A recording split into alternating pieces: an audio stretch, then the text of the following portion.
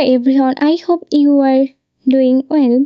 আজ আমি আমার প্রিয় শখ নিয়ে কথা বলতে চাই। Today I want to talk about my favorite hobby. আমার প্রিয় শখ হচ্ছে বই পড়া। My favorite hobby is reading book. আমি গল্পের বই পড়তে ভালোবাসি, বিশেষ করে রূপকথা। I love reading story book specially fairy tales. বই পড়ে আমাকে শান্ত হতে এবং নতুন কিছু শিখতে সাহায্য করে। Reading helps me relax and learn new thing.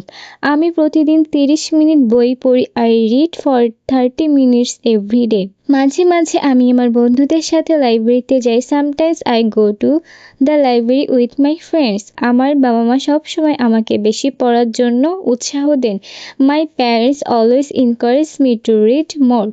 আমি বিশ্বাস করি পড়া হলো সবচেয়ে ভালো অভ্যাস।